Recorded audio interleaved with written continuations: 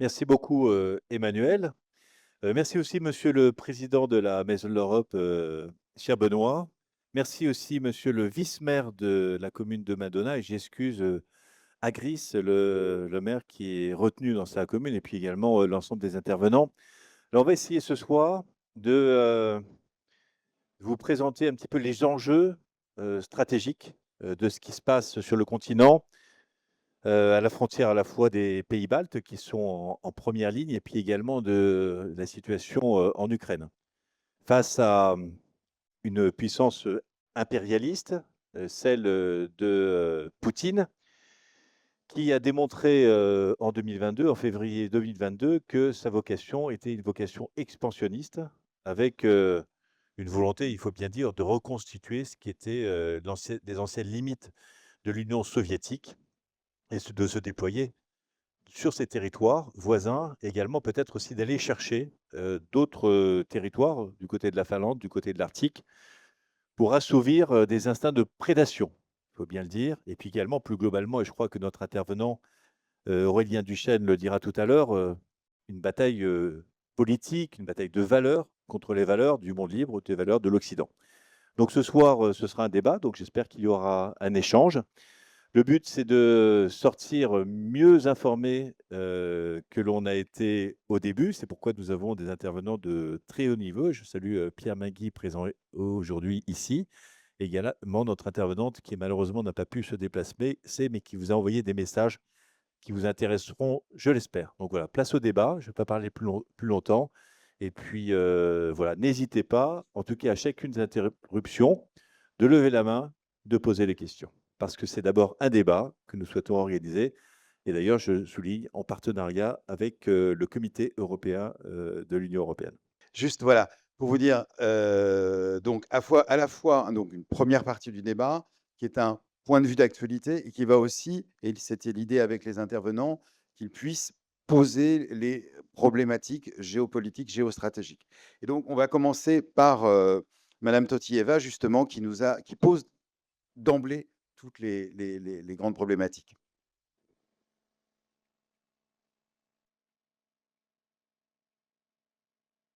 Chers participants de la conférence, je voudrais remercier tout d'abord la ville de Coulennes et Monsieur le maire Christophe Rouillon pour cette invitation de partager avec vous quelques réflexions au sujet de la défense et sécurité européenne face à la menace russe.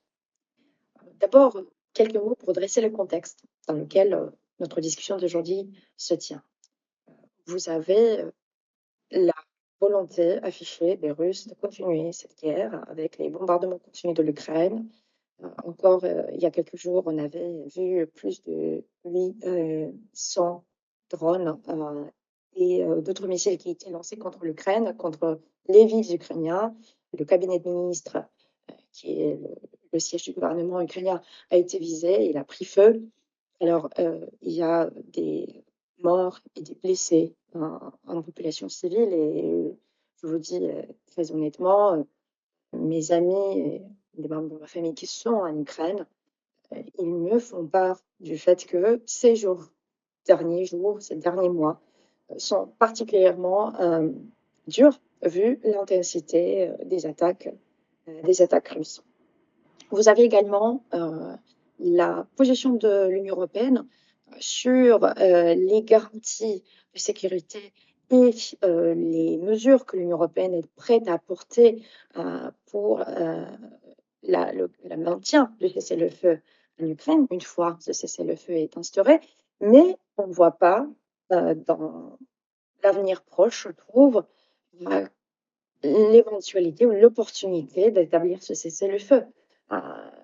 Trump, depuis 8 mois de son présidence, il n'a pas pu obtenir les concessions, même une volonté quelconque de la part de Poutine de s'asseoir à la table de négociation, de arrêter sa guerre contre l'Ukraine.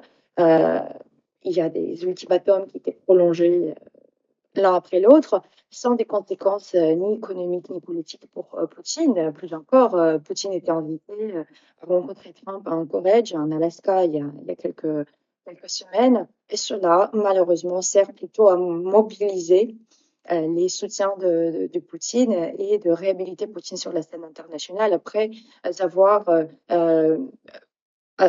été ostracisé par exemple, le président Biden et d'autres représentants du gouvernement américain. Je crois qu'au départ, il faudrait donc déjà avoir en tête que la Russie, même si j'en dis très peu, parce que je suppose que mon collègue va rebondir là-dessus, la Russie, n'est-ce pas, c'est un empire et qu'elle est dirigée aujourd'hui par quelqu'un qui vit dans un rêve impérial. Ça, c'est, je crois, la première chose à dire. Ce président, le président Poutine, est en train de créer un récit, j'allais dire, historique sur 3 bases. L'héritage impérial, l'héritage soviétique et un autre héritage qui est plus général. Et donc, quand on regarde bien l'Empire et quand on regarde aussi les cartes de géographie qui sont utilisées ailleurs et qui ne sont pas nos schémas à nous, soit qu'en fait, l'Empire russe n'a cessé de grandir et qu'il lui manque quelques prises, dont certaines qu'ils ont perdues en 1917 lors du traité de Brest-Litskov.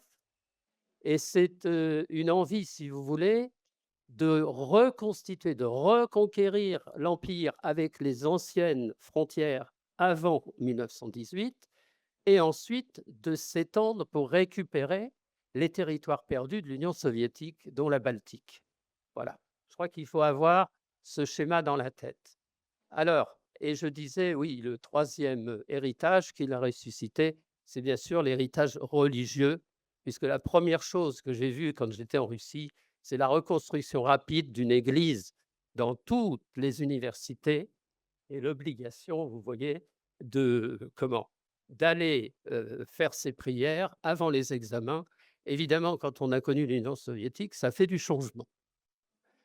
Voilà. Alors, je vous laisse peut-être. Peut-être la parole à Christophe Pouillon, parce que vous aussi, vous avez excusez-moi. Pardon. Oui, vous aussi, vous avez cette vision d'un Poutine qui n'est pas un fou, qui prépare depuis très longtemps. C'est un joueur d'échecs. C'est quelqu'un c'est un homo soviéticus qui a été formé un petit peu à l'héritage de Joseph Staline et qui, depuis la chute de l'Union soviétique, il a d'ailleurs dit dans une déclaration célèbre que la chute de l'Union soviétique, c'était la pire chose qui était arrivée dans l'histoire de la Russie. Et donc, pour lui, vraiment, il y a cette volonté, c'est un homme de 70 ans qui a autour de lui des gens qui ont le même âge, qui ont le même parcours politique et qui ont préparé en sous-main cette réalité avec un discours aussi de paranoïa, d'ailleurs en expliquant que la chute du mur de Berlin et l'arrivée des pays baltes et des pays du bloc de l'Est dans l'Union européenne, également dans le cadre de l'OTAN, est un signe d'agressivité à son égard. Donc il a développé un mécanisme de paranoïa généralisé, alors que l'OTAN n'est pas une alliance offensive, c'est une alliance défensive. Et puis également, ce vieux rêve de reconquérir l'Ukraine, en sachant que l'Ukraine n'est que la première pièce d'un domino. C'est-à-dire qu'il pensait en quelques semaines pouvoir faire tomber le pouvoir ukrainien. Ça n'a pas été le cas. Et donc, il s'acharne par une guerre d'attrition où il envoie énormément de soldats sur le front. Il pense que le temps joue pour lui, mobilisant également tous les pays anti-occidentaux pour demain arriver aux frontières de l'Union européenne et menacer les pays baltes, la Pologne, comme il l'a fait d'ailleurs hier. Et donc, effectivement, il ne faut avoir aucune confiance dans Vladimir Poutine. Il ne croit qu'une seule chose, c'est François Hollande qui l'a dit, c'est le rapport de force. Et je vous donnerai simplement, pour terminer, un petit témoignage. J'ai eu l'occasion, lors d'un déplacement, lors d'une visite en Ukraine, d'avoir une discussion avec Vitaly Klitschko, le maire de Kiev, vous savez, l'ancien boxeur de 2 mètres de haut. Et il m'a dit, vous savez, moi j'ai connu Poutine, j'ai boxé contre lui, je ne sais pas à quelle occasion, c'était... Il a dit, il déteste les faibles, et quand il y a un faible, il l'écrase. Donc notre seule solution, nous, c'est pas d'être agressif. C'est pas de vouloir faire préparer une armée euh, pour agresser la Russie. Notre objectif, c'est de se défendre et d'être suffisamment fort pour le dissuader d'aller plus loin.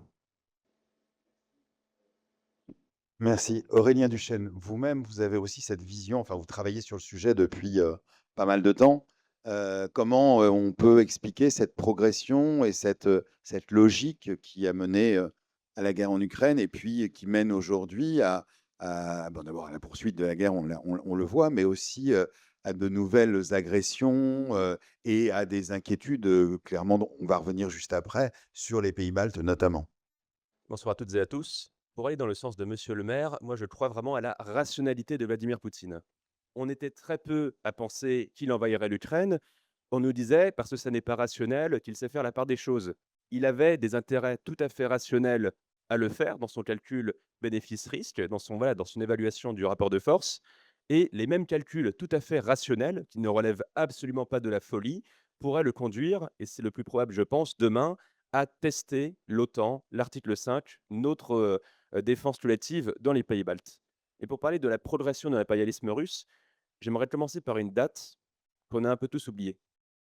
Le 2 mars 1992, c'est le début de la guerre soi-disant civile en Moldavie, dans la province de Transnistrie, qui a été largement déclenchée du fait de Moscou. Donc on est quelques mois à peine après l'effondrement de l'URSS. On ne parle même pas d'étendre soi-disant l'OTAN, vu que beaucoup de gens en France, y compris des soutiens sincères de l'Ukraine, qu'on ne peut pas soupçonner de soutenir Poutine, sont encore dans l'idée que nous, on a notre part de responsabilité, qu'après nous, c'est nous qui aurions agressé la Russie en étant dans l'OTAN. Voilà, on a la preuve que dès les premiers mois de l'existence de la Fédération de Russie, on en venait déjà à détacher des territoires par la force, avec, pour terminer là-dessus, car je crois qu'on va rebondir sur ça, une justification que vous pouvez retrouver déjà dans les discours russes au moment où ils ont détaché la Transnistrie, un territoire souverain occupé par des forces russes depuis 30 ans, c'est de soi-disant libérer des populations russes ethniques et russophones persécutées par un pouvoir fasciste. C'est le même discours qu'ils ont sorti en Ukraine et c'est le même discours qu'on pourrait avoir demain dans les pays baltes.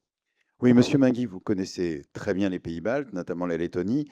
Pouvez-vous justement nous expliquer un peu comment dire, pas la hiérarchie, mais les divisions internes au pays lui-même? Et il y a autre chose, tout à l'heure, vous me disiez, parce qu'on parlait effectivement de Poutine, ex-KGB, et donc 1992, il n'est pas encore au pouvoir, mais on voit bien où on peut en venir là-dessus.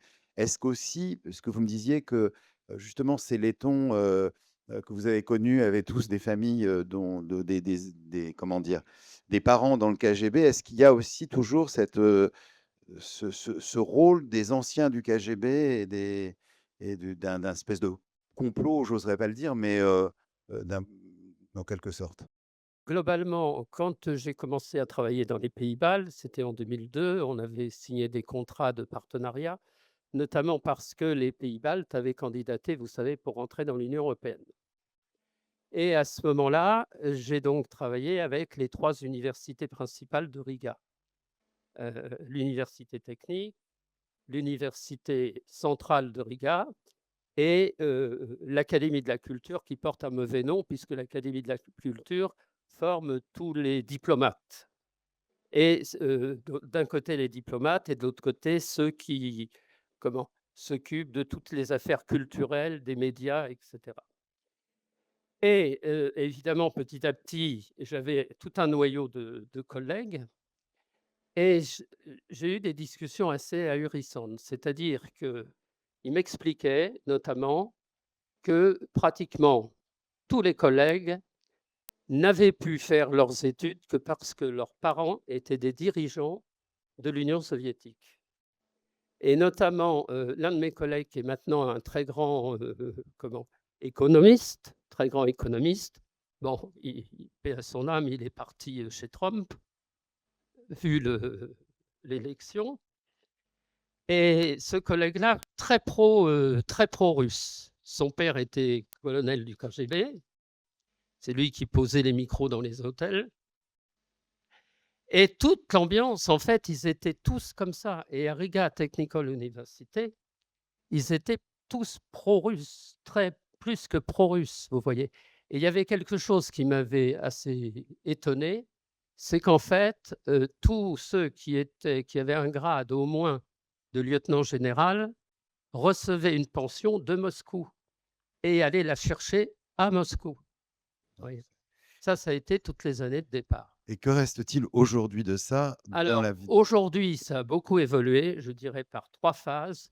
L'entrée dans l'Union européenne a été franchement positive, bien qu'il y ait eu quand même un certain nombre de difficultés, à mon avis, parce que pour vous donner des chiffres, quand on parle des États baltes, il faut regarder l'Estonie, la Lituanie et la Lettonie. Voilà.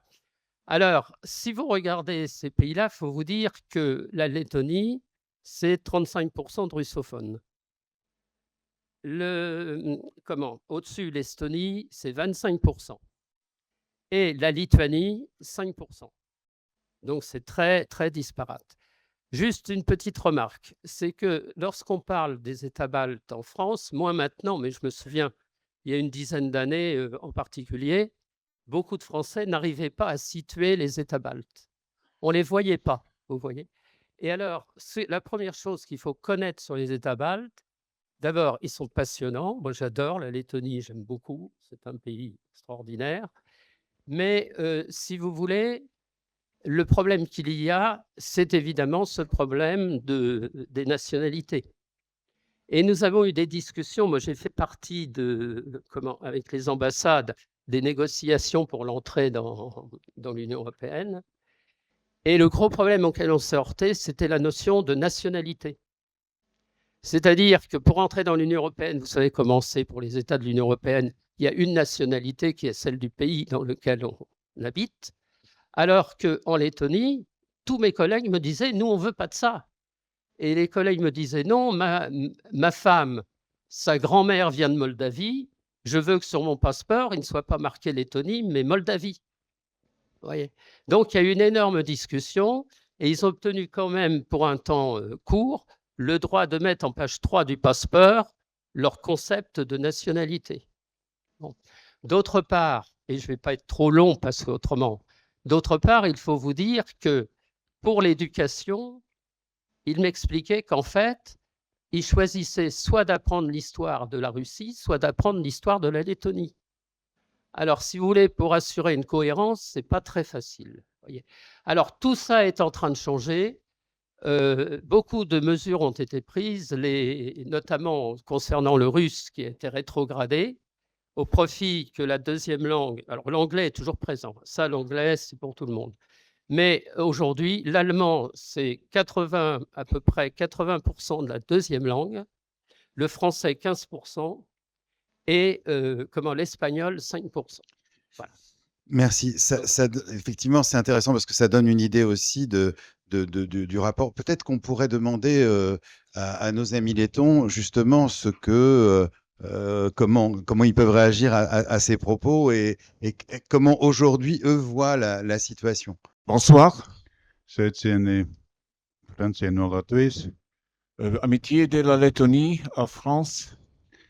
Vakar cienījamā Kulēnas mēre. Bonsoir, monsieur le maire de Kulēn. Tiešām prieks ir būt šeit un par to, ka esat mūs uzaicinājuši šo pasākumu. Merci pour l'invitation. Nous sommes très honorés de pouvoir participer ici à cet événement. Tiešām mums Latvijas sabiedrībai ļoti svarīgi ir, kurā pusē mēs atrodamies, vai austrumu ietekmes zonā vai Eiropas pusē. Bien sûr, la question est très actuelle pour nous, pour les Lettons. À quel côté sommes-nous? Sommes-nous à côté européen ou sommes-nous à côté de l'Est, à côté de la Russie? Līdz ar mūsu valsts nodibināšanos pagājušā gadsimta sākumā mēs esam izvēlējušies orientāciju uz Eiropu.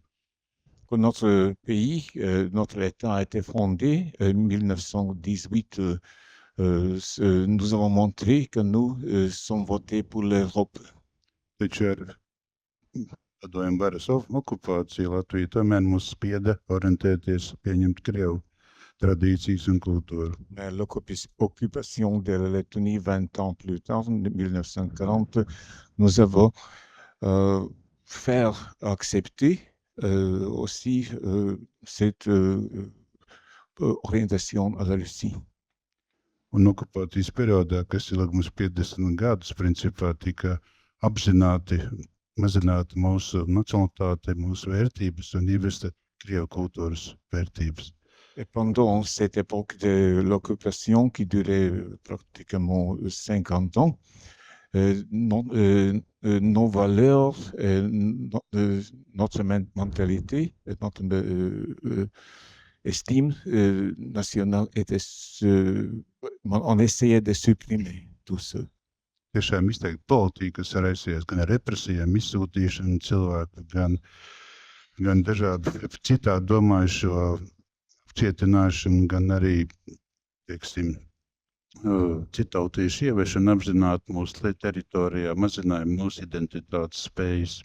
Et c'est commencé déjà pendant la première année du pouvoir soviétique, 1940-41, quand beaucoup de gens étaient déportés, comme après la guerre, 1949, les Lettons étaient déportés en Sibérie et beaucoup de Russes, plusieurs centaines de milliers, surtout des ouvriers russes, sont arrivés en Lettonie. Pagājušā gada 90. gadi mūs ļoti iepriecināja un viesa cerības par to, ka atgūstot neatkarību un sabrukot Padomju Savienībai, tiešām Eiropa izstāsies demokrātiskā, savstarpēji cienošas attiecības starp visām valstīm. Tajā reizē ir atbrīvoties no šīs okupācijas vairs un atjaunojot mūsu valsts neatkarību. Les années 90, c'était des années de grands espoirs que nous, après, comme nous avons renouveau l'indépendance et la République, que nous serons capables de restituer notre identité nationale et nos valeurs. Un mēs tiešām varam tikai pateikties Eiropai, skait arī Francijas sabiedrībai valstī par atbalstu mūsu neatkarības centienos un neatkarības atjaunošanu, un arī par to, ka mēs varējām iestāties gan Eiropas Savienībā, gan arī NATO 2004. gadā. Merci beaucoup vraiment à la société européenne, à la société française, tous ceux qui nous avaient aidé entrer dans OTAN et dans l'Union européenne. Un, diemžēl, Krievijā nav nostājusies uz demokrātijas ceļa, un šobrīd mūsu neatkarība, mūsu Eiropas vērtības ir apdraudētas, kas ir tieši piemērs, kas notiek šobrīd Ukrainā, un arī Krievijas, ārpolitikas retorikā. Malheureusement, la démocratie n'était pas la voie qu'avait choisi la Russie. Et ce qui se passe en Ukraine, ça veut dire que les valeurs de démocratie sont menacées par la Russie. Non, je voulais juste ajouter que les 3 États baltes ont une population faible. Si vous prenez la Lettonie, c'est 2 fois la surface de la Normandie. Mais il y a 1 700 000 habitants. Vous voyez, sachant que Riga en a déjà 800 000, regardez ce qui reste dans les campagnes. L'Estonie a à peu près la même, la Lituanie a la même surface à peu près que la Lettonie, et l'Estonie est un peu moins importante, mais les populations sont faibles. Si on prend les 3 États, c'est 6 millions d'habitants, ce qui n'est pas beaucoup. Vous voyez. Voilà. Alors, juste très vite, il faut penser que les Russes, durant l'occupation russe, plusieurs postes de commandement ont été construits dans la campagne. Et il y en a un d'ailleurs qu'on peut visiter, mais le problème à l'heure actuelle, c'est qu'on ne sait pas où sont situés tous les postes anciens de commandement. Et donc, ce sont des bunkers souterrains. Et donc, il y en a un qu'on peut visiter, ce n'est pas un problème si vous y allez un jour, je peux vous aider. Et si vous voulez, ils ont construit ça sous un centre de réhabilitation fonctionnelle. Vous voyez? Tout a été construit de cette façon-là. Moi, j'ajouterais une petite chose, Oui, c'est que Christophe. les Lettons sont, comme les Estoniens et les Lituaniens, sont aujourd'hui pleinement européens, pleinement intégrés dans l'Union européenne. Pour eux, l'entrée dans l'Union européenne était une libération. Et d'ailleurs, moi, je salue les élus, mon prédécesseur, le docteur Boulanger-Strachier, qui a eu cette intuition de faire ce jumelage avec la ville de Madonna, jumelage à 3 avec aussi la ville de Weie en Allemagne, et dire qu'aujourd'hui, la menace est présente. Voilà. C'est-à-dire que j'ai eu l'occasion, je suis allé en Lettonie au mois de juillet à l'invitation du maire, et il m'a expliqué, le maire, que lui était responsable de la défense civile, qui préparait une éventuelle invasion de la Russie. Il ne prépare pas une invasion de la Russie, il prépare une invasion par la Par la Russie. Russie, oui. Par la Russie. Je crois que Et ça, c'est vraiment quelque chose qu'il faut noter et dire que la menace est présente, alors Tout à fait. que la Lettonie, à mes connaissances, n'est pas un État agressif. Aurélien Duchesne, je crois que vous êtes allé en Estonie aussi. Pareil, aujourd'hui, la situation. J'ai été en juin à l'invitation de leur ministère de la Défense pour un voyage d'études et 2 choses m'ont frappé. La première, c'est qu'on parle d'un pays qui est effectivement est moins peuplé que la banlieue de Lyon quand même. Littéralement 100 fois moins peuplé que la Russie et qui investit beaucoup sur la question notamment de la résilience et de la défense civile. La défense, évidemment, à travers la conscription. Ils ont même numérisé la conscription. Ils ont une appli téléphonique pour savoir s'il faut passer à l'entraînement sous 24 heures, etc.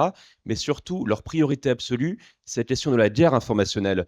Car ce qu'ils craignent par-dessus tout, c'est que malgré tous les efforts d'intégration qui ont été faits pour les populations russophones ou russes ethniques, eh bien, il y a encore des discours qui marchent. L'idée, par exemple, que les jeunes Estoniens, par exemple, seraient demain des boucs émissaires pour forcer une guerre contre l'OTAN.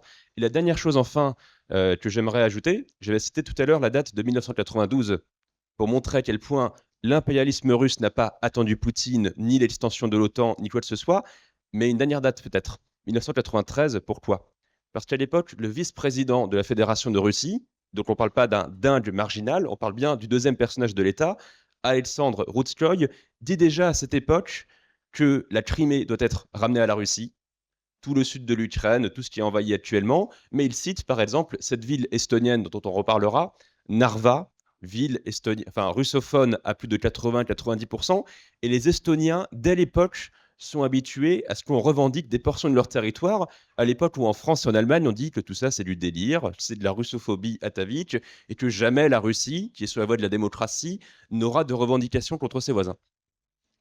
On va peut-être justement passer au deuxième petit témoignage de Madame Totieva, enfin son deuxième, sa deuxième parole, si je puis dire. La volonté affichée de la Russie de continuer son menacer l'Europe à travers de sa guerre en Ukraine, mais également avec les incidents sur les frontières européennes. On peut citer, il y a quelques mois, il y avait le drone qui a franchi l'espace aérien en Estonie. Vous avez également d'autres incidents de ce type qui se perpétuent finalement sur le sol européen. Alors, il y a l'exercice militaire de Zapad entre Biélorussie et la Russie qui vont se tenir à partir de demain et jusqu'au 16 septembre. Franchement, quand on voit ça, on se dit, est-ce que c'est pas urgence, en fait, est-ce que c'est pas urgent en tant qu'Européenne, de prendre position et d'agir plus rapidement, d'une manière plus unie, sur les questions qui concernent la sécurité, la défense du continent européen. Et sur ça, l'Ukraine a un rôle crucial à jouer. Vous avez l'Ukraine qui, bien sûr, malheureusement, heureusement pour l'Europe et malheureusement pour l'Ukraine, est en première ligne et en défense de l'Europe contre l'ambition russe, qui est impériale, mais qui vise également de diviser l'Europe, de faire en sorte que l'Europe puisse pas exister dans sa façon et dans sa manière d'exister aujourd'hui, c'est-à-dire les institutions démocratiques, parce qu'il y a les ingérences dans les élections européennes également et les pays européens de la part de la Russie. Il y a des tentatives aussi d'attaques cyber, des informations, de la propagande russe. vers la population et les populations européennes.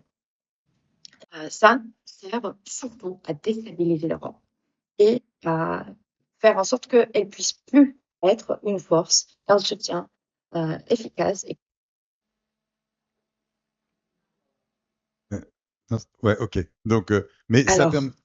Oui, voilà, pardon. aujourd'hui également, on parle de l'Union européenne pour l'Ukraine en tant qu'élément important de son avenir et de sa sécurité. C'est vrai que l'Union européenne ne donne pas les mêmes garanties en termes de sécurité que, par exemple, l'OTAN, si l'Ukraine était membre de l'OTAN, mais malheureusement, cette éventualité, il est très loin.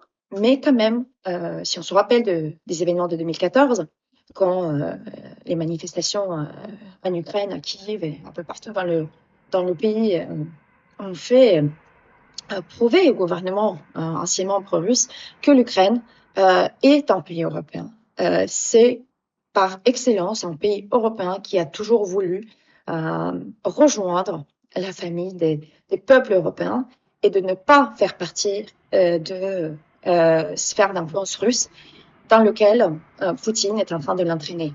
Avec tout ce qui va avec, le contrôle sur la manière de penser, la manière de s'exprimer, quelle langue on peut parler ou pas, et finalement, cette politique de colonisation de l'ancien empire que Poutine aujourd'hui représente pour l'Ukraine, mais également pour les anciens pays de l'Union soviétique. Merci beaucoup. Donc voilà, c'est très intéressant parce qu'elle effectivement, elle introduit la suite du débat sur la situation actuelle. Alors en Ukraine, mais bien évidemment sur l'ensemble des menaces des pays baltes. Et peut-être on pourra reparler aussi, si on voit la carte du fameux couloir de Kaliningrad et du corridor de Suwałki, qui est quand même un enjeu majeur. Mais c'est un peu enfin là on rentre dans la géopolitique pure. Je voudrais d'abord, Monsieur Rouillon, en tant que justement vice-président du Comité européen des régions, vous êtes allé aussi sur le terrain en Ukraine. Aujourd'hui, comment vous voyez la situation en Ukraine telle que vous l'avez vécue en allant là-bas, et aujourd'hui aussi surtout, quelle est la politique de l'Union européenne, du Comité européen des régions, et notamment même sous l'angle de l'aide aussi financière et industrielle? La situation est très très difficile parce que c'est une guerre longue, courageuse. Alors le fait est, c'est que la Russie n'a pas tellement progressé en distance, c'est-à-dire qu'en 2 ans, après avoir perdu 500 000 hommes, ils ont progressé de quelques dizaines de kilomètres. Mais néanmoins, vous savez, c'est quand même un bras de fer. Vous tenez, puis à un moment, vous risquez de lâcher. Donc il faut qu'on les aide. On les aide à tenir bon de plusieurs façons, à la fois en livrant du matériel militaire, ça c'est bien évident, et aussi avec un soutien politique et un soutien également auprès des populations civiles qui aujourd'hui subissent de plein fouet les bombardements, et avec un moral qui, bien entendu, étant très bas. Alors, plus globalement sur la défense européenne, l'Union européenne a décidé en 2002 d'abord de mesures d'urgence avec un plan de production d'armement, de munitions en urgence, tel qu'il a été monté au moment du Covid. Également un fonds européen pour la défense. Et puis plus récemment, en 2024, c'est le plan ReArm EU, réarmer l'Union européenne. C'est un plan de 800 milliards d'euros qui se décompose en 4 parties. La première, c'est un fonds de 150 milliards d'euros de prêts aux États pour pouvoir acheter du matériel militaire de défense. C'est également aussi la possibilité de déroger à la règle des 3% de déficit pour acheter du matériel militaire. C'est également aussi l'autorisation de la Banque européenne d'investissement de pouvoir prêter pour l'achat de matériel militaire. Et puis à plus long terme, parce que on sait bien que la menace, elle va s'étaler sur plusieurs années. C'est d'être capable aussi de pouvoir aider les industriels dans leur recherche et développement, en particulier dans les nouveaux matériels d'armement, en particulier dans le secteur des drones, également des défenses antimissiles, parce que on l'a bien vu avec le test qui a été fait sur la Pologne, la Russie est capable aujourd'hui de faire des campagnes de bombardement avec du matériel qui est fourni par la Corée du Nord et autres. Et aujourd'hui, on est quand même très désarmé par rapport à cette menace. Donc, il y a vraiment une mobilisation générale de l'Union européenne à mettre en place.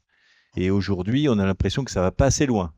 Et il va falloir que l'on mobilise aussi tout le tissu des entreprises aujourd'hui, en particulier les petites et moyennes entreprises. Il y a 9000 petites et moyennes entreprises au niveau européen pour être capable d'avoir des productions de matériel, à la fois travailler sur des matériels civils, mais également sur du matériel militaire. Et je crois dans la Sarthe, il y a un certain nombre d'entreprises qui travaillent aussi sur ce sujet. Donc il y a vraiment une mobilisation générale à mettre en place parce qu'on a trop traîné. On était naïfs sur le continent européen. On pensait qu'il y aurait une paix éternelle, alors que l'on est face à une puissance autocratique. Donc voilà, il faut mettre fin à cette dispersion des moyens, des productions militaires et être capable de travailler ensemble en interopérabilité dans le cadre de l'OTAN, bien entendu, et également aussi dans le cadre de la construction d'une armée européenne à moyen terme. Là-dessus, je vous renvoie, il y a aujourd'hui, enfin, si vous avez l'occasion, je vous renvoie parce que ça rebondit exactement sur ce que vous venez de dire. Il y a une excellente interview dans Libération ce matin sur un documentariste ukrainien qui s'appelle, alors excusez-moi, je vais sans doute écorcher le nom, Mitslav Tchernov, et qui explique très bien, alors qui dit une chose d'abord, c'est que les Européens ne perçoivent pas à quel point la guerre en Ukraine est proche d'eux. Ça, je crois que c'est effectivement important. Et la deuxième chose, effectivement, dont il dit justement, il dit que les progrès depuis le début de la guerre sont avant tout technologiques, tant des Russes, et c'est ce qu'il disait, que même les alliés des Russes, donc les Coréens notamment, en fait, testent leur technologie, profitent du front russe, du front ukrainien, pardon, pour tester. Et notamment les Iraniens. Oui, je parlais des Coréens, mais je devrais parler surtout des Iraniens, exactement. Et puis, effectivement, que c'est aussi important pour les Ukrainiens de progresser en termes de technologie. Est-ce que là-dessus, Aurélien Duchesne, vous avez effectivement un regard sur ce rôle de l'Union européenne et d'aide? Alors je dirais que l'Union européenne a, en tout cas dès les premiers mois de la guerre, surpris en bien. Parce qu'on était quand même beaucoup à imaginer, et sans doute était-ce le calcul de Vladimir Poutine, que l'Union européenne se contenterait de condamner fermement et de faire passer des sanctions qui ne seraient pas trop non plus douloureuses pour sa propre économie. Et surtout, on voit qu'au bout de 3 ans de guerre, notamment face à l'administration Trump, les Européens, à l'exception de Viktor Orban et de Robert Fico en Hongrie et en Slovaquie, les Européens font bloc. Et si on avait dit aux dirigeants européens il y a 3 ans qu'on aurait des soldats nord-coréens qui tueraient des Européens en 2025 et que nous, on parlerait de créer une coalition pour mettre nous des troupes au sol en Ukraine, voilà, on n'y aurait pas cru une seconde. Cela dit, si je prends un exemple capacitaire, celui des drones, on voit à quel point nous sommes, désolé pour cette trivialité, à la ramasse. Parce que certes, le réveil est là, les budgets augmentent massivement, beaucoup de pays européens sont bien au-delà du seuil de 2% du PIB de dépenses de défense sur lequel on s'était engagé il y a 10 ans sans le respecter. Mais quand vous regardez aujourd'hui la Russie et l'Ukraine qui produisent chacune, pour la fin de 2025, 10 millions de drones par an désormais, quand vous voyez que les Russes peuvent envoyer jusqu'à 800 drones contre des villes ukrainiennes et qu'aucune capitale européenne aujourd'hui ne serait capable de résister à une telle attaque, eh bien demain, si les Russes voulaient, c'est notre sujet, attaquer les pays baltes, ils n'ont pas besoin d'avoir plus de 100 000 hommes aux frontières de l'Estonie, comme c'était le cas pour envahir l'Ukraine. Ce qu'on m'a d'ailleurs expliqué là-bas, c'est que beaucoup d'Estoniens commencent à craindre que si demain les Russes envoient 500 drones sur Tallinn ou Riga, il n'y a pas de batterie de défense aérienne pour intercepter ça. Et nous, en France, on est en train de faire des choix qui vont être quand même difficiles. C'est que certes, on est en train d'augmenter les budgets, de réarmer. On se gargarise d'avoir, pour prendre un exemple bien connu, passé le nombre d'obus produits par an en France de 20 000 en 2022 à 100 000 en 2024. Mais on est complètement, on a une guerre de retard sur la question des drones. On a redémarré, je prends ce dernier exemple pour ne pas être trop long, la production des fameux, des fameux missiles Scalp, ces missiles longue portée que nous donnons aux Ukrainiens. On va relancer la production cette année. Ça fait 15 ans qu'on n'en a plus produit un seul. Les Russes ont redémarré la production de ça dès 2005. Alors, la menace, elle est aussi, par exemple, sur la Finlande. Et d'ailleurs, Mais il faut relire le livre d'Anna Politkovskaya, vous savez, la journaliste courageuse qui a écrit beaucoup sur Poutine, qui était devenue la bête noire de Poutine en défendant les Tchétchènes, qui est assassinée en 2006. J'ai lu son livre il y a l'été dernier, et elle disait que dans les écoles russes en 2002, ils écrivaient déjà que la Finlande faisait partie de l'Empire soviétique. Il faut savoir que, d'ailleurs, Poutine est un homme de Saint-Pétersbourg et que Saint-Pétersbourg est à proximité de la Finlande. Avec un enjeu, bien entendu, qui est un enjeu politique, mais qui est un enjeu aussi énergétique. Il ne faut pas oublier que les réserves de pétrole baissent en Russie et qu'ils ont un œil sur les réserves de gaz et de pétrole de la Norvège, et également des terres rares qui existent à la fois en Finlande et en Suède. Et le contrôle de l'Arctique aussi, qui est un enjeu stratégique dont je pense que Poutine et Trump ont parlé lors du dernier sommet. Donc il y a vraiment une stratégie globale, et nous, on n'a pas les instruments aujourd'hui pour être capable de réagir, en sachant par exemple qu'après l'attaque de drone là, sur la Pologne a des missiles patriotes à Rechau. Je les ai vus en allant en Russie, en Ukraine, pardon. Alors que nous n'avons pas forcément ces dispositifs pour faire face à une attaque qui pourrait être une attaque soudaine, en sachant aussi qu'une des grandes batailles, et on pourra le dire tout à l'heure, c'est la bataille informationnelle, de désinformation et de déstabilisation de nos opinions publiques aujourd'hui en Europe. Ce qui me permet, si je peux me permettre, alors, Monsieur Mingui, peut-être que vous voulez rajouter quelque chose sur le sujet? J'avais 2 points à rajouter. Allez-y. Alors, le premier point, Faut parler. pardon, je n'y arriverai pas. Le premier point, c'est évidemment, là c'est bien. C'est parfait. Le premier point que je voulais ajouter, c'est qu'on focalise sur quelques pays, mais en réalité, dans le rêve de Poutine, c'est de réunir tous les Serbes. Or, il faut faire attention, parce que si on passe la carte de l'Europe, rappelez-vous la fameuse Yougoslavie, les Slaves du Sud, ça veut dire. Voilà. C'est-à-dire que là, il y a des déstabilisations qui se font, vous voyez, sur toute cette partie, voilà, ici en blanc. Et actuellement, vous savez que ce sont des pays qui veulent poser leur candidature à l'Union européenne. Or, il y a évidemment une certaine guerre, entre guillemets, entre le fait que l'Union européenne veut, vous voyez, faire rentrer le plus vite possible les États, ces États, donc essentiellement la Serbie, vous voyez, mais la Serbie, elle est slave. Et Poutine, dans son dessein, n'est-ce pas, fait en sorte que tous les États slaves de l'ex-Yougoslavie puissent prendre parti pour lui. Et il les vise pour le faire entrer. Et ça ferait donc, vous voyez, les États, donc ici, tous ces États-là, hein, donc ça ferait évidemment une prise en tenaille. Voilà. Donc il ne faut pas oublier cet élément.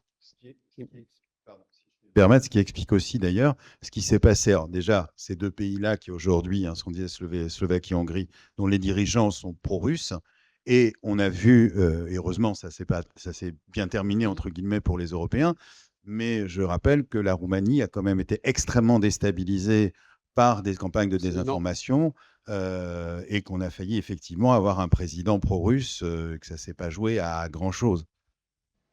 Et oui, mais il a été depuis... Voilà, et le deuxième, finalement, bon, voilà. Mais c'est l'enjeu, enfin voilà, c'est bien la preuve des choses. Il y a une dernière chose, je voulais qu'on reparle aussi justement de ce fameux couloir-là, qui est voilà, extrêmement important, parce que c'est peut-être le prétexte pour Poutine d'attaquer. Alors, est-ce que vous pourriez m'expliquer, enfin pas moi, mais vous, enfin moi aussi d'ailleurs. Oui. Le couloir de Suwałki est un couloir en fait qui délimite, qui permet d'avoir une continuité territoriale entre la Pologne et la Lituanie. Il fait combien? 50 km, 60 km. Et l'enclave de Kaliningrad est une enclave russe avec un accès à la mer Baltique qui concentre les moyens nucléaires de la Russie, la fois les sous-marins, également des lanceurs. Effectivement, la tentation pourrait être de réouvrir ce corridor pour faire une jonction, couper les pays baltes et la Finlande de l'Union européenne, de façon terrestre, et ce qui serait cause de, de déclenchement de l'article 5 de l'OTAN et peut-être d'engrenage par la suite. Donc là, vraiment, le couloir de Suwałki, ça pourrait être une sorte de couloir de Danzig, numéro 2, vraiment, il y a une très très grande inquiétude sur ce sujet. Je voudrais dire simplement un petit mot, parce qu'on parle tout le temps de l'article 5 de la charte de l'OTAN, sur la solidarité entre pays de l'OTAN, mais on ne parle pas de l'article 42, paragraphe 7 du traité de l'Union européenne, qui, à mon sens, a plus de force juridique. Parce qu'autant l'article 5, en fait, c'est ce qui a été déclenché d'ailleurs récemment, c'est-à-dire qu'une fois qu'il y a une agression, on engage un processus de discussion en vue. Pardon. Oui, c'est ça. Alors que l'article 42, paragraphe 7, c'est une clause de solidarité. C'est-à-dire que si un pays de l'Union européenne est attaqué, les autres doivent lui porter secours. C'est un dispositif automatique.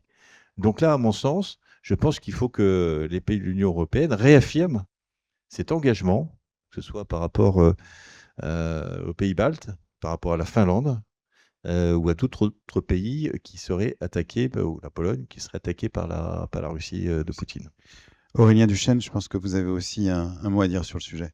Alors tout d'abord, s'agissant de l'article 5 de l'OTAN, la question justement, pour tous ceux qui se demandent, mais pourquoi est-ce que Poutine attaquerait l'OTAN? Oui, il est clair que quand on compare sur le papier le rapport de force, il n'y a aucun intérêt pour la Russie à se confronter à la force cumulée de la trentaine d'États membres de l'OTAN.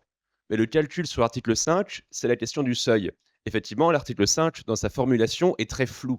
Il y a un seul pays qui l'a invoqué, d'ailleurs, c'était il y a 24 ans jour pour jour, c'était les États-Unis après le 11 septembre. Mais dans l'article 5, comme le disait par exemple Giorgia Meloni devant le Sénat italien en mars, ça ne veut pas forcément dire que si on l'invoque, on envoie des troupes. Et le calcul russe, dans cette question du seuil, c'est de savoir jusqu'où est-ce qu'il peut humilier, agresser un État membre de l'OTAN sans rester une guerre ouverte. Et le pari initial, le plan A, on va dire, serait de battre les Européens sans avoir à les combattre. Si la Russie attaque, pour prendre un exemple en Lettonie, la ville de Daugavpils, qui a quand même, elle aussi, une grande concentration de russophones et de Russes ethniques, eh bien, on se posera la même question que un certain Marcel Déat, qui avait fini tout labo en 1939, avait demandé. Il avait dit « mourir pour Danzig, on ne va pas mourir pour la Pologne ». Ce qui a convaincu certains en Allemagne que jamais la France et le Royaume-Uni n'entreraient en guerre. Eh bien, la question d'une agression russe contre l'OTAN serait justement, donc le plan A, de se dire que jamais les Français, les Américains, les Allemands ne voudront mourir pour une ville dans les pays baltes. Mais si jamais ça advient, le plan B, les Russes s'y préparent déjà. Une question comme celle du corridor de Suwałki, c'est la question du fait accompli. C'est que les Russes savent très bien qu'avec tous les renforts qu'on apportera, la partie sera intenable pour eux. Mais ils ont un rapport de force suffisant pour s'emparer assez rapidement d'un territoire comme le corridor de Suwałki. Et là, la question devient beaucoup plus dure pour les Européens. Ça veut dire qu'on n'est plus dans une guerre éclair qui peut se régler en quelques jours. Ça veut dire que le président de la République française doit annoncer aux batteurs qu'on va envoyer massivement l'armée française là-bas. Ça veut dire que la télé russe peut commencer, j'en termine là-dessus, à faire du chantage nucléaire pour terroriser les opinions européennes et que nos dirigeants finissent par renoncer. C'est ça la question du corridor de Suwałki. Il ne s'agit pas de savoir si les Russes, qui n'ont pris que 1% de la superficie de l'Ukraine, avec des centaines de milliers de morts et de blessés en un an, vont envahir la totalité des pays baltes. Il s'agit de savoir s'ils sont capables de tenir assez longtemps pour que nous, on renonce, parce qu'on ne veut pas rester Paris pour Tallinn ou pour Riga. Alors, ça pose quand même la question, si je puis me permettre. Vous l'avez cité à plusieurs reprises, mais il faut quand même en parler. C'est le rapport aujourd'hui de l'Europe aux États-Unis et à Trump. On a bien vu le sommet d'Anchorage, qui est sans effet. On a vu le sommet derrière entre Trump et les Européens. Il ne se passe toujours rien. Moi, expliquez-nous, moi là, ça m'intéresse parce que il est sous-jacent, Trump, là, mais il faut qu'on en parle. Mais pendant la campagne électorale aux États-Unis, il a promis de régler le problème de l'Ukraine en 24 heures. Et puis finalement, après, il a dit, je vais discuter avec Poutine. Je le connais bien, voilà. Et puis on va essayer de le convaincre, on va aboutir à un cessez-le-feu. Et non, parce que Poutine se fout totalement de ce que peut penser Trump. Il le méprise, il le tient. Donc voilà. Donc après, d'un autre côté, Trump ne peut pas non plus apparaître comme trop faible. C'est-à-dire, à partir d'un certain moment, par rapport à son opinion publique, s'il passe pour une lavette, il va perdre des plumes. Donc il est quand même obligé de réaffirmer son soutien à l'Europe, en sachant quand même que, au-delà de nos différences, on incarne quand même le monde libre, encore une fois, face aux dictatures indiennes, chinoises, russes et autres. Donc voilà, je pense qu'il y a un jeu qui n'est pas facile, mais pour l'instant, je crois que le mépris et puis l'attitude de Poutine a quand même renforcé les Américains à se dire que tout ce que pouvait raconter Poutine, c'était bullshit, comme on dit, hein. Donc voilà, donc là, on est quand même dans une situation qui, à mon sens, quand même maintient le lien transatlantique, en sachant que il ne faut pas écouter Poutine. C'est un petit voyou de Saint-Pétersbourg qui arrive à obtenir ce qu'il veut en menaçant de casser la gueule des autres. Et la réalité, c'est que depuis quand même, ça fait 2 ans que la télé, la radio, tout le monde, et comment on appelle les influenceurs russes, etc., menacent de bombarder Paris avec une arme nucléaire. Il ne s'est rien passé. Parce que d'abord, il y a quand même la dissuasion nucléaire et la France, la Grande-Bretagne, ils sont capables, indépendamment des Américains, de détruire l'ensemble des villes russes. Donc aujourd'hui, je pense qu'il faut être capable de tenir bon, de ne pas lâcher et de dire qu'effectivement, on est 500 millions d'Européens. Et moi, je n'arrive pas à comprendre pourquoi 500 millions d'Européens demandent le soutien de 300 millions d'Américains pour les protéger de 200 millions de Russes. Ça, c'est une équation que j'arrive toujours pas à comprendre. Donc, il faut quand même qu'un jour, on arrive à grandir, à devenir des adultes et à dire qu'on ne se laissera pas faire et que la défense de nos valeurs, les raisons pour lesquelles les Ukrainiens sont en train de mourir, ben nous, on est capable aussi de s'affirmer, d'être fort, de se défendre, pas pour être agressif, et pour défendre nos valeurs. Et puis pour demain, je l'espère, pouvoir travailler avec la Russie sur le continent européen, avec des gens qui sont raisonnables, qui sont revenus à la raison. Merci. Oui, il faut quand même se rappeler que la Russie, c'est 125 millions d'habitants. C'est-à-dire, c'est pas beaucoup. Vous voyez, ça dépend. C'est autour de 140, 125, 140. Il y a... Bon, j'ai arrondi. Non, mais je dis ça parce que c'est pas beaucoup, compte tenu de l'étendue du territoire. Quand même y penser. Donc maintenir une guerre sur plusieurs fronts, c'est pas évident s'il n'y a pas d'alliance. Ça, c'est une chose que je voulais dire. Maintenant, Poutine, il a aussi une détestation des Polonais. Pour plusieurs raisons, qui sont des raisons historiques, dont une, tout simplement parce que les Polonais ont rejoint le catholicisme d'Occident, entre guillemets, contre l'orthodoxie d'Orient, alors qu'ils sont considérés, n'est-ce pas, comme faisant partie de la même famille. Et puis la deuxième humiliation pour les Russes, c'est le fait qu'ils aient pris l'alphabet latin. Changer d'alphabet. C'est pour ça que parfois les mots sont compliqués. Donc il y avait ces quelques points que je voulais souligner. Pour le reste, je suis d'accord avec vous, vous avez tout dit. Il y a juste une inquiétude que j'ai, ce sont les Néerlandais. Parce que les Néerlandais traînent les pieds tout de suite. J'ai vu plusieurs, par rapport notamment aux 800 milliards, par rapport aux prêts, puisque le chef du gouvernement néerlandais n'a pas voulu, ne veut pas entériner ce prêt. Et donc veut mettre l'opposition. Et ça, c'est un problème. Sauf que je crois que le chef du gouvernement néerlandais vient de perdre une partie de sa coalition, Oui. me semble-t-il. Donc peut-être que, voilà, effectivement. Peut-être, mais pour l'instant, c'est ennuyeux. Aurélien Duchesne, peut-être un point de vue là-dessus. Et puis je voudrais aussi, du coup, qu'on rebondisse sur le poids de la France aussi dans ce conflit, dans ce lien au sein de l'OTAN et dans ce rapport avec l'Ukraine et les pays baltes. Je commence d'abord par la France ou ce sera le point suivant? Ce sera peut-être le Ok, point. d'accord. Pour commencer par les Néerlandais, cela dit, c'est vrai qu'ils sont tenus par par les bisbis de leur coalition. Au moins, ils arrivent à faire une coalition, pas comme en France. Les Pays-Bas se souviennent, par exemple, en 2014, ils ont eu plus de 100 morts dans un avion de ligne qui a été abattu par des Russes qui, à l'époque, ont dit c'est pas nous et qui maintenant s'en vantent. Et ils ont massivement aidé l'Ukraine. On va en reparler d'ailleurs, mais l'aide militaire totale des Néerlandais et aide financière incluse est supérieure à la nôtre.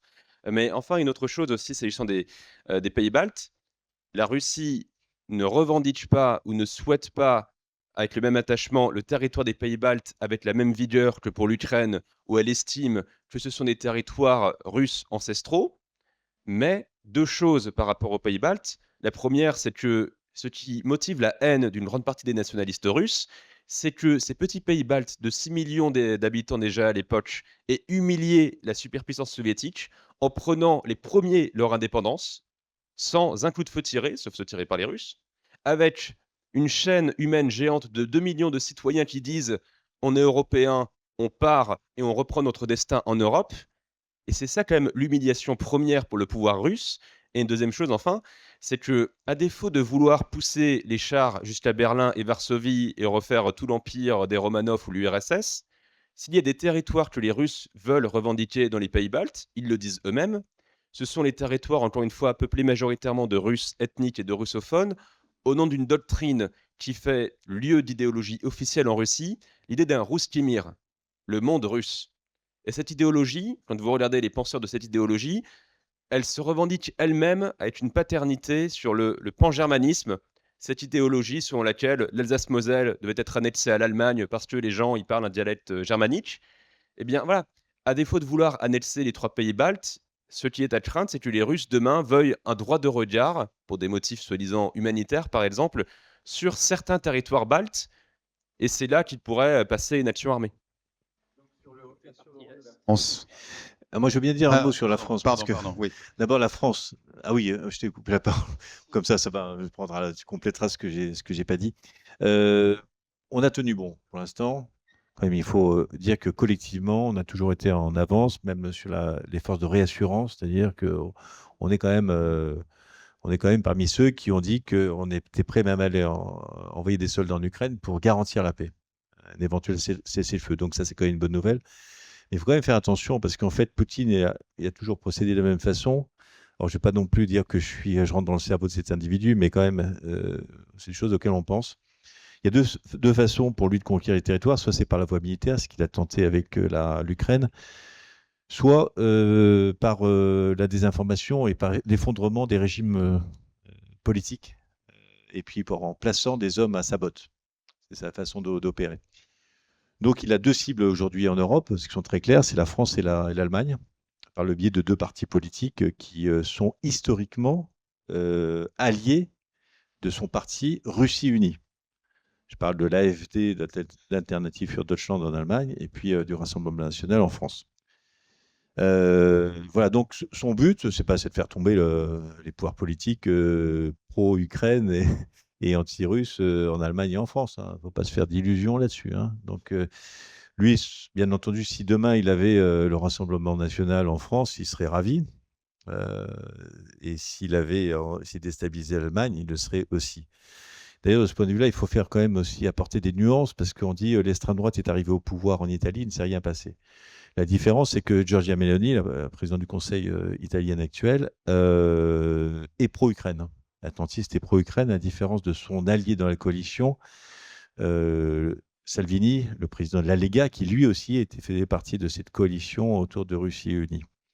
Donc voilà, il y aura deux façons pour les Russes de faire avancer leurs pions, c'est d'avoir des régimes à leur botte, des gens qui sont en faveur, et là, c'est là où il y a effectivement en France un vrai risque. C'est pour ça que je pense que ce qui se passe aujourd'hui, les incertitudes politiques, les tentatives de déstabilisation en semant le chaos, etc., que ce soit du côté de l'extrême droite, des complotistes, et puis aussi, il faut bien le dire, de la France insoumise, avec un discours de Mélenchon qui, quand même, reprend le narratif de Poutine, puisqu'il explique que le président ukrainien Zelensky n'est pas légitime parce qu'il n'y a pas eu d'élection. Ben évidemment, il n'y a pas d'élection, ils sont en guerre. Comment voulez-vous organiser des élections alors que vous avez des hommes sur le front et 20% de votre territoire occupé? Ce n'est pas possible.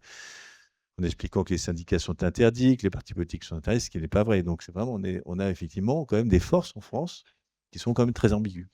Ouais. Et donc, il faut faire attention parce que derrière tout ça, quand même, il y a aussi la défense de notre liberté et en sachant que dans le jeu d'échecs global, la prise du pouvoir par des forces favorables à Poutine est un des enjeux des années à venir. Merci. Je crois qu'Aurélien Duchesne, là-dessus, vous Sachant avez... que Pardon. Poutine est un excellent joueur d'échecs. Voilà. Relire le bouquin de D'Ampoli. Di Ampoli, et avec le film qui sort bientôt, d'ailleurs. Le match du Kremlin, ouais. Voilà. Enfin, Poutine est un joueur d'échecs, mais au moins aux échecs, on a des règles. Et c'est une différence par rapport au président russe. Mais si je rebondis sur la question de la France, le chef d'état-major des armées, désormais chef d'état-major des armées, Thierry Burkhard, qui disait qu'on était la cible numéro 1 des Russes, c'est vrai en termes de guerre informationnelle, quoique ils mettent aussi un peu le paquet sur l'Allemagne en ce moment, non seulement parce qu'on est perçu évidemment encore comme les premières puissances européennes, mais aussi parce qu'ils nous voient, et ça c'est moins glorieux pour nous, comme un maillon faible de l'OTAN. Avec une perméabilité de la France aux thèses et à la désinformation pro-russe, où même Emmanuel Macron, en 2019 encore, était totalement isolé auprès de nos amis d'Europe centrale et orientale parce qu'il voulait renouer avec Vladimir Poutine, voilà, pour des raisons de normalisation, de paix, etc. À l'époque, nos partenaires nous disaient on est en train de faire son jeu, il faut l'isoler et ne pas lui parler. Une deuxième chose, dans les premiers mois de l'invasion de l'Ukraine, la France et l'Allemagne veulent encore, pour des raisons légitimes, maintenir le dialogue avec la Russie. Emmanuel Macron, qui dans une optique là aussi diplomatique, dit qu'il ne faudra pas humilier la Russie le lendemain d'un massacre à grande échelle à Kiev par les forces russes, ça a, comment dire, quelque peu décrédibilisé la prétention de la France à un leadership en Europe. Les choses ont changé. Il y a un discours qui était peu cité dans les médias en 2023 du président français qui dit que la France avait perdu une occasion d'écouter nos amis comme les Baltes qui avaient été plus visionnaires sur la Russie. On a fait énormément de chemin. Le fait qu'aujourd'hui, la France soit vue parfois comme leader dans le soutien à l'Ukraine, même si on aide beaucoup moins en réalité que l'Allemagne, les Pays-Bas ou le Danemark en volume d'aide financière, par exemple, c'est un gros changement. Et pour citer un homme politique qu'on a cité avant, en 2003, je crois, au moment des débats sur l'élargissement de l'Union européenne en 2004, Jean-Luc Mélenchon qui dit dans un reportage qu'on peut retrouver « Tant qu'on est, toi des laitons qu'ils aillent se faire foutre », c'est quand même dire la manière dont on parlait de l'Europe centrale et orientale en France à l'époque. On parlait aussi du plombier polonais. Bon, ces pays qu'on a un peu moqués à l'époque, quand vous vous projetez à 10 ans, l'armée de terre polonaise sera de très loin la première armée de terre d'Europe, 8 fois plus de chars que la France, 10 fois plus d'artillerie, 50 fois plus de lance-roquettes multiples. Ça aussi, je pense que la France doit l'intégrer. C'est-à-dire, je ne veux pas être trop long là-dessus encore une fois, mais on doit intégrer le fait que non seulement pour un pays qui prétend au leadership dans le soutien à l'Ukraine, on est très loin d'être leader sur tout, mais il faut aussi comprendre que désormais, le nouveau centre de gravité de cette défense européenne que la France appelle de ses voeux depuis des décennies, ce n'est plus nous, c'est le flanc est de l'Union européenne et de l'OTAN. On a un rôle à jouer, mais on ne sera certainement pas les seuls, on va dire, à dicter l'agenda. Une phrase aussi de Mélenchon, c'était « Je n'ai rien à foutre de la Lettonie, j'ai jamais rencontré un laiton ». Qui viennent ici. Donc on évite. Justement, est-ce qu'il y a des réactions dans la salle? Est-ce que vous avez des questions quand même? Parce que c'est un dialogue et c'est important qu'on puisse échanger. Oui, je voulais dire sur effectivement, les propos que vous rappeliez d'Emmanuel Macron au départ, ne pas humilier, même s'il s'est repris depuis, effectivement, c'était vraiment une faute. Par contre, il y a un président, à mon avis, qui avait bien perçu la menace russe et Poutine, je pense que c'est Hollande, notamment en refusant après de livrer les Mistral. Voilà, c'est ce que je voulais dire. Oui, il a été tout à fait lucide sur la situation, mais il n'est pas le seul. Hein. Pour revenir tout à l'heure par rapport aux Pays-Bas, quand même, le secrétaire général de l'OTAN et l'ancien Premier ministre Rutte. Donc, voilà. Et puis, on salue aussi l'ancienne présidente estonienne qui est haute commissaire pour les affaires extérieures de l'Union européenne, qui a un sacré courage. Et puis aussi, il ne faut pas oublier nos amis anglais quand même, parce que s'ils ne sont plus dans l'Union européenne, en termes stratégiques, ils sont tout à fait sur la même position. Et ils sont courageux, comme l'avait été Churchill. Et on peut effectivement saluer à la fois Steiner, le Premier ministre actuel, puis aussi même Boris Johnson, qui ont toujours été les premiers à aller en Ukraine pour affirmer la solidarité. Et on a quand même, ce sont les deux grandes armées et aussi deux forces nucléaires en Europe. Avec cela dit, une vraie menace aujourd'hui politique quand même de l'extrême droite en Angleterre. Mais enfin, qui en n'est pas Bretagne, pro-russe. Qui est pas, oui, mais qui, Mais qui voilà, pourrait tout à fait perturber. voilà. Est-ce qu'il y a d'autres, avant qu'on passe à la dernière partie, est-ce que vous avez... Oui, là-bas.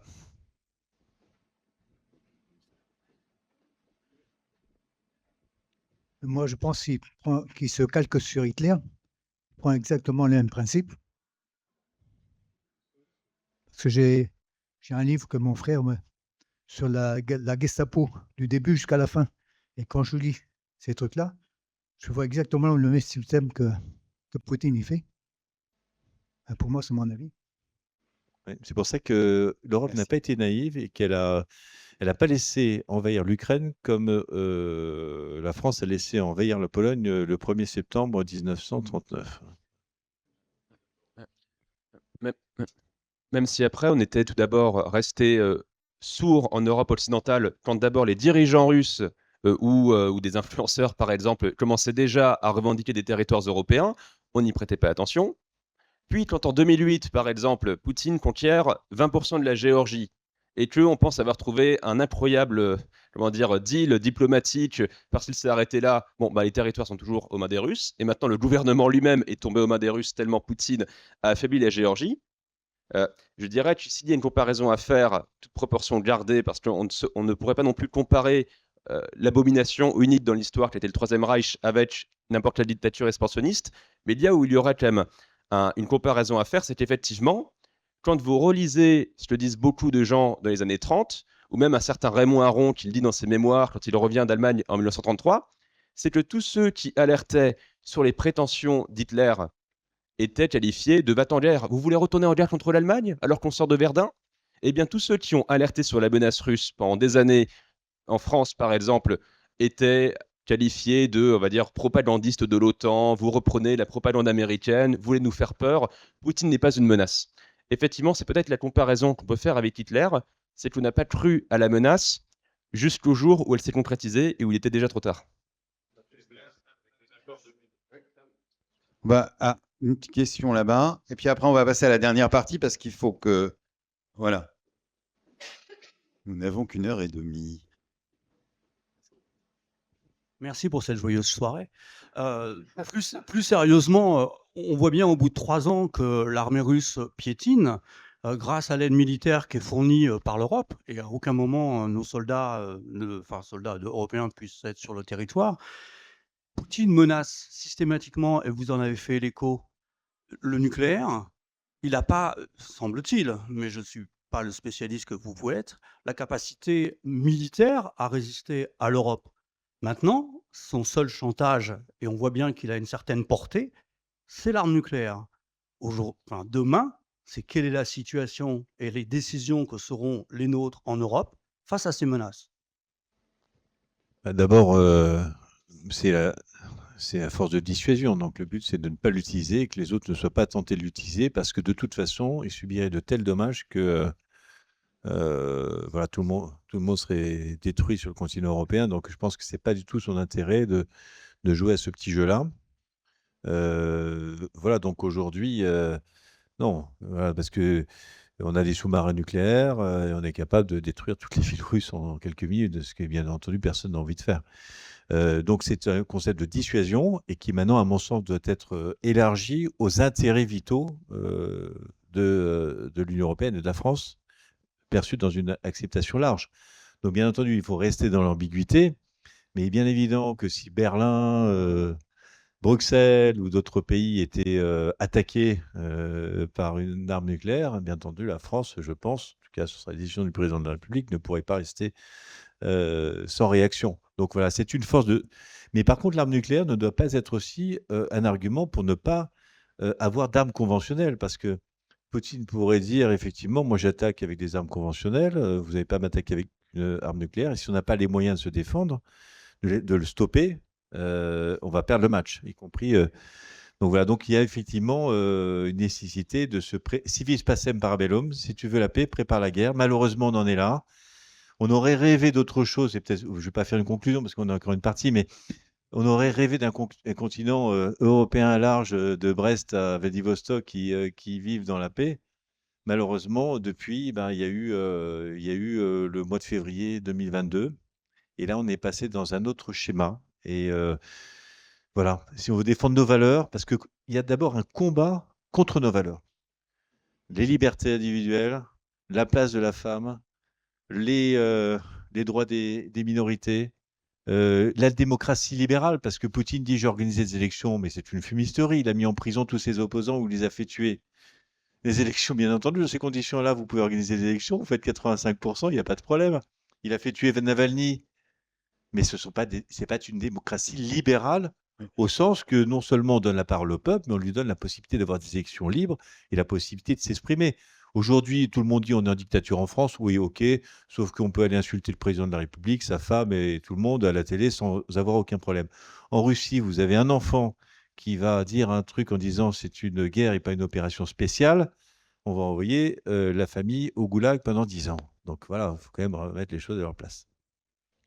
Oui. Brièvement, s'il y a le temps ou Oui, on va peut-être passer à la Ok, conclusion, et ouais. puis du coup, ça va être l'occasion pour vous de redire. Moi, j'avais juste 2 petites remarques par rapport à ce que vous disiez, quand même en rapport avec l'Union soviétique aussi. Il y a eu deux choses qui m'ont frappé, notamment, vous parliez, Monsieur Rouillon, des hommes qui entourent Poutine qui ont 70 ans, et ça me fait penser quand même, moi je me souviens gamin, de la fin de l'Empire soviétique, alors peut-être, je sais pas si, mais où effectivement, autour de Léonid Brejnev, vous n'aviez plus que des vieillards octogénaires ou septuagénaires. Donc il y a un parallèle qui vaut ce qu'il vaut, hein, mais je trouve qui me frappait. Et puis juste une dernière chose pour rappeler, on parlait des 85%. Moi, pareil, quand j'étais gamin, on parlait de score à la soviétique. Donc, comme quoi. On va écouter les conclusions, et après, justement, on va finir les conclusions de Madame Totiyeva.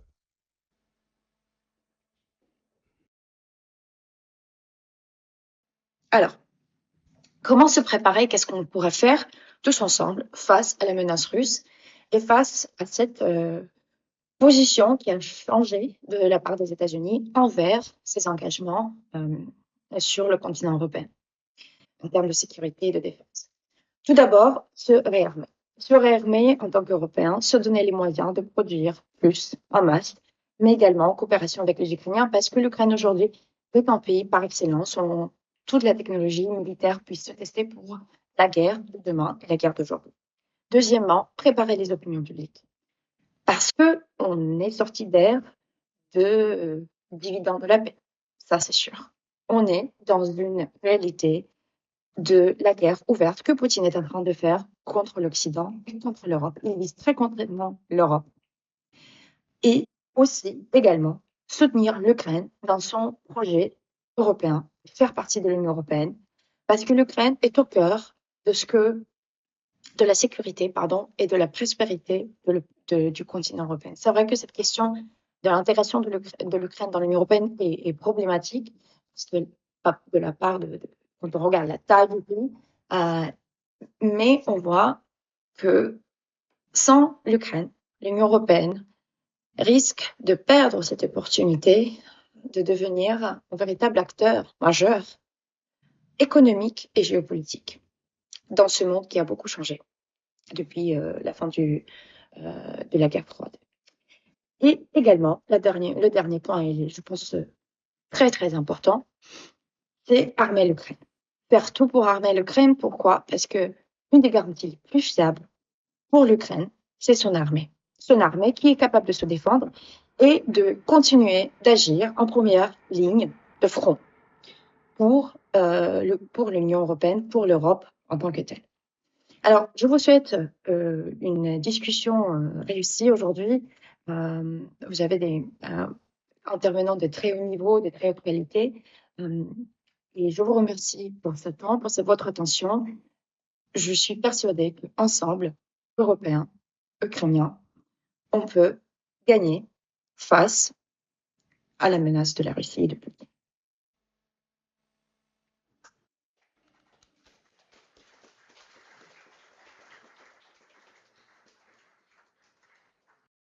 Monsieur Mingui, Oui. je pense que... Je vais prendre ça. Oui, je crois qu'il faut être conscient que M. Poutine, comme tous les Russes, ne comprennent que la force.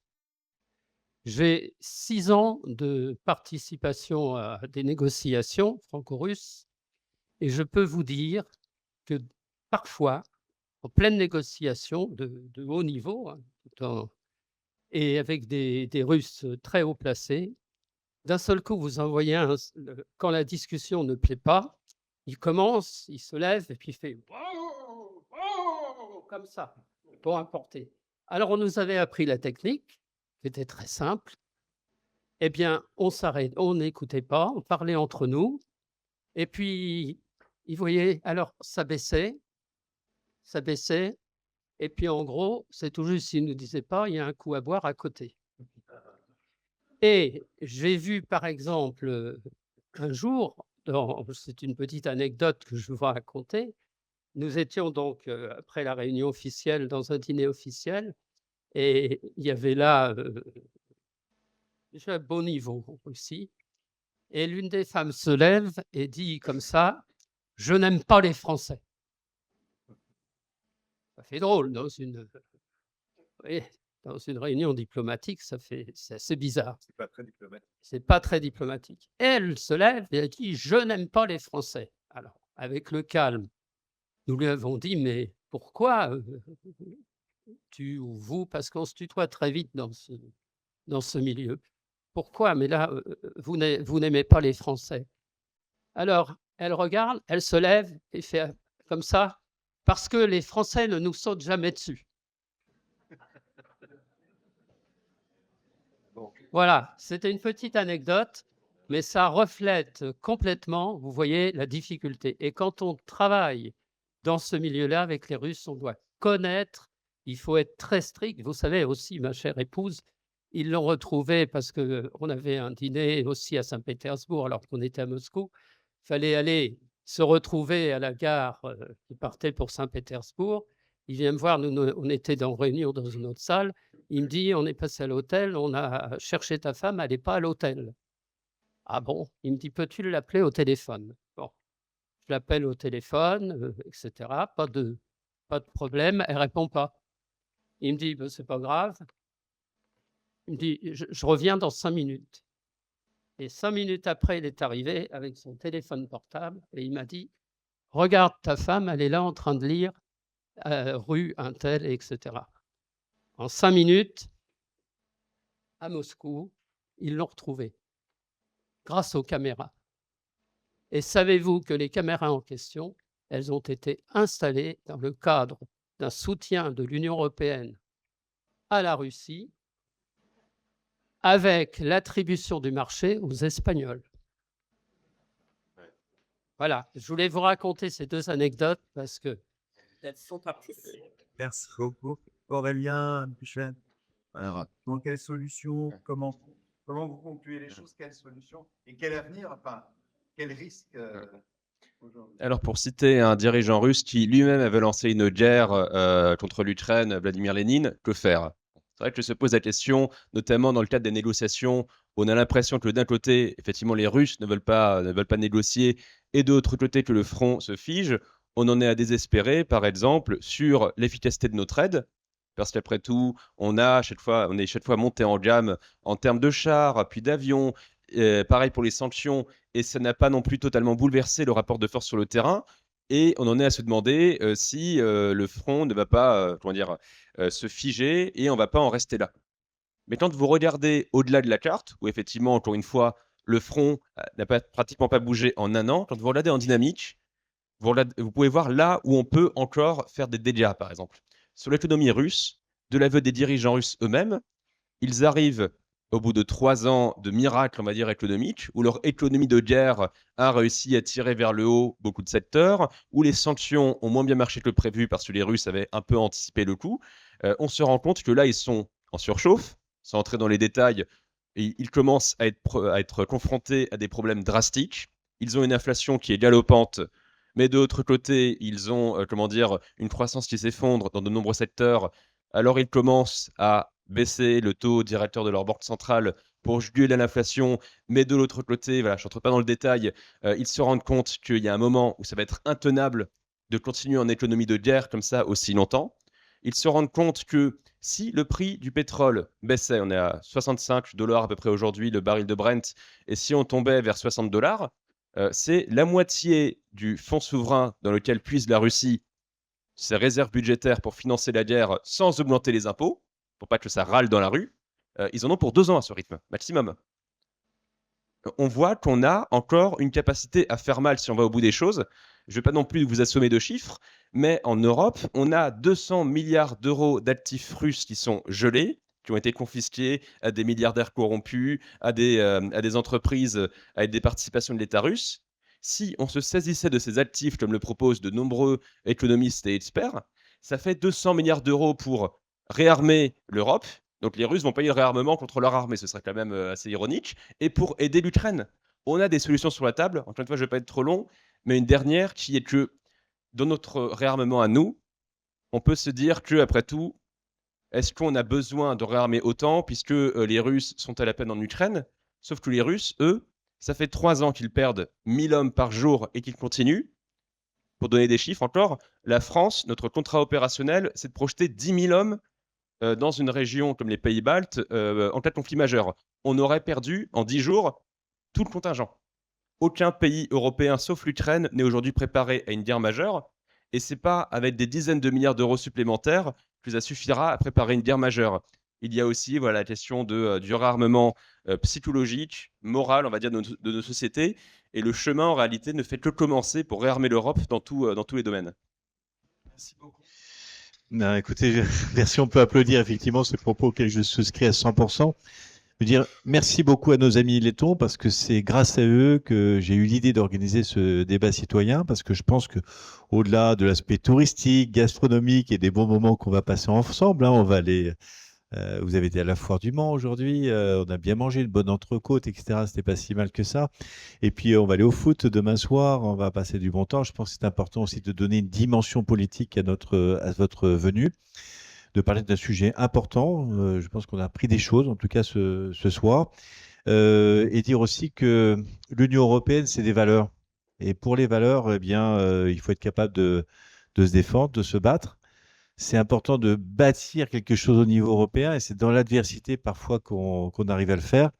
Et comme vous l'avez dit très bien, cette folie, cette aventure agressive de Vladimir Poutine, les premières victimes, ce sont bien entendu ceux qui sont morts, les jeunes Ukrainiens, les jeunes Russes, mais c'est aussi la population de Russie.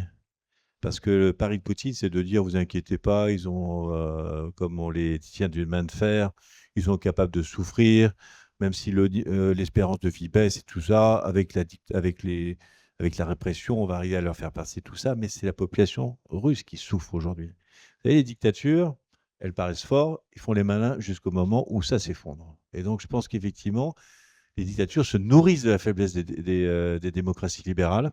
Et donc, à nous d'être forts, de défendre nos valeurs, d'être moins naïfs, parce que vous l'avez dit, pendant des années, on a été quand même très naïfs. Il faut sortir de cette naïveté, préparer une Europe plus forte, plus résiliente.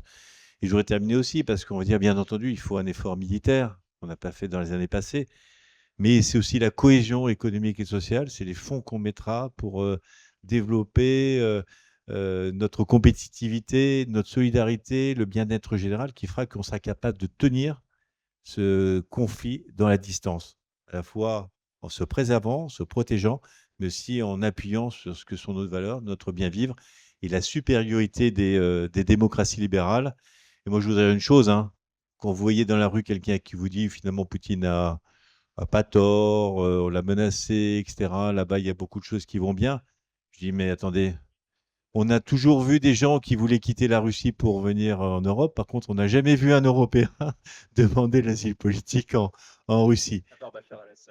À part Bachar al-Assad qui est protégé.